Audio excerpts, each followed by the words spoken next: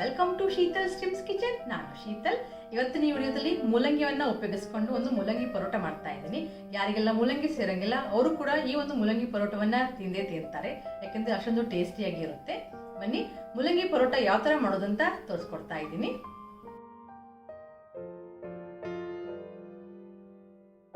ಮೊದಲೇದಾಗಿ ಚಪಾತಿ ಹಿಟ್ಟನ್ನು ಕಲಿಸ್ಕೊಂಡು ಇಟ್ಕೊಳ್ಳೋಣ. ನಾನು ಇಲ್ಲಿ 2 ಕಪ್ ಚಪಾತಿ ಹಿಟ್ಟು, ಉಪ್ಪು, ಸ್ವಲ್ಪ ನೀರು ಹಾಕ್ಕೊಂಡು ಚಪಾತಿ ಹಿಟ್ಟನ್ನು ಕಲಿಸ್ಕೊಂಡು ಇಟ್ಕೊಳ್ಬೇಕು. ಕೊನೆಯದಾಗಿ ಸ್ವಲ್ಪ ಎಣ್ಣೆಯನ್ನು ಸವರ್ಕೊಂಡು 10 ನಿಮಿಷ ನೆನೆಯಲಿಕ್ಕೆ ಬಿಡೋಣ. ನಾನು ಇಲ್ಲಿ 4 ಮೂಲಂಗಿಯನ್ನು ತೊಗೊಂಡಿದ್ದೀನಿ. ಮೂಲಂಗಿಯನ್ನು ತೊಳ್ಕೊಂಡು ಇದನ್ನು ಸಿಪ್ಪೆಯನ್ನು ತಕ್ಕೊಂಡು ಇಟ್ಕೊಳ್ಬೇಕು. ಈಗ ಮೂಲಂಗಿಯನ್ನು ತುರ್ಕೊಂಡು ಇಟ್ಕೊಳ್ತಾ ಇದ್ದೀನಿ.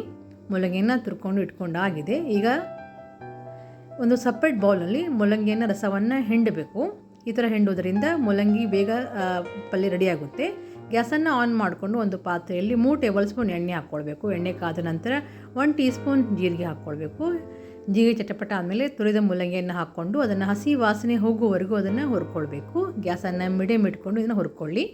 ಮೂಲಂಗಿಯಲ್ಲಿ ಇದ್ದಂಥ ನೀರು ಕಮ್ಮಿ ಆದಮೇಲೆ ಈಗ ಇದಕ್ಕೆ ಅರ್ಧ ಟೀ ಸ್ಪೂನ್ ಗರಂ ಮಸಾಲ ಹಾಕ್ಕೊಂಡು ಇದನ್ನು ಹುರ್ಕೊಳ್ಬೇಕು. ನೀವು ಮೂಲಂಗಿ ಜಾಸ್ತಿ ಹಾಕಿದರೆ ಜಾಸ್ತಿ ಗರಂ ಮಸಾಲ ಹಾಕ್ಕೊಂಡು ಹುರ್ಕೊಳ್ಳಿ.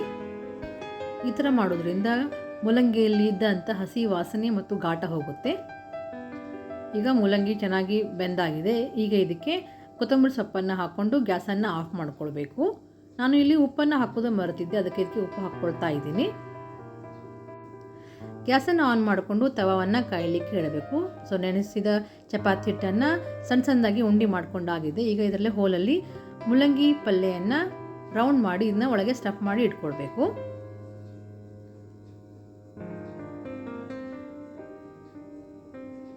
ಇದೇ ಥರ ಸ್ಟಫ್ ಆದಮೇಲೆ ಸೈಡ್ಗೆ ಇಟ್ಕೊಳ್ಬೇಕು. ಈಗ ಇದೇ ಥರನ ಎಲ್ಲ ಮೂಲಂಗಿ ಪಲ್ಯವನ್ನು ಚಪಾತಿ ಹಿಟ್ಟೊಳಗೆ ಸ್ಟಫ್ ಮಾಡಿ ರೆಡಿ ಮಾಡಿ ಇಟ್ಕೊಳ್ತಾ ಇದ್ದೀನಿ.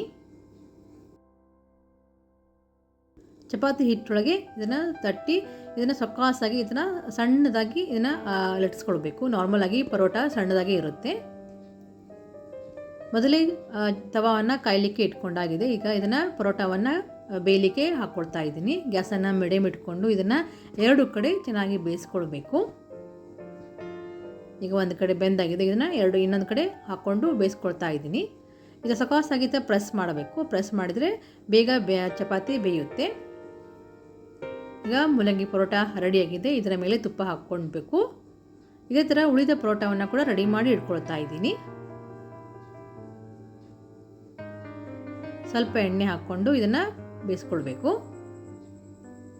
ನಿಮಗೆ ತುಪ್ಪ ಬೇಕಿದ್ರೆ ತುಪ್ಪ ಕೂಡ ಹಾಕ್ಕೊಂಡು ಬೇಯಿಸ್ಕೊಳ್ಬೋದು.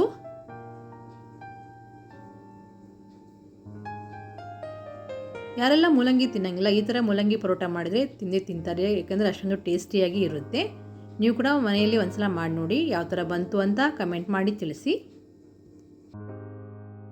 ಮೂಲಂಗಿ ಪರೋಟವನ್ನು ಸರ್ವ್ ಮಾಡುವಾಗ ಟೊಮ್ಯಾಟೊ ಕೆಚಪ್ ಅಥವಾ ಮೊಸರನ್ನ ಜೊತೆ ಕೊಡಿ. ಈ ಒಂದು ವಿಡಿಯೋ ನಿಮಗೆ ಇಷ್ಟ ಆಯ್ತಂದರೆ ಲೈಕ್ ಮಾಡಿ, ಕಮೆಂಟ್ ಮಾಡಿ. ಯಾರು ಈ ಒಂದು ಶೀತಲ್ ಡ್ರೀಮ್ ಕಿಚನ್ ಸಬ್ಸ್ಕ್ರೈಬ್ ಮಾಡಿಲ್ಲ ದಯವಿಟ್ಟು ಸಬ್ಸ್ಕ್ರೈಬ್ ಮಾಡಿ ಮತ್ತು ಬೆಲ್ ಐಕನ್ನ ಒತ್ತಿ. ಮುಂದಿನ ವಿಡಿಯೋದಲ್ಲಿ ಮತ್ತೊಂದು ಹೊಸ ರೆಸಿಪಿಯೊಂದಿಗೆ ಬರ್ತಾ ಇದ್ದೀನಿ. Thank you for watching. ಮಸ್ತ್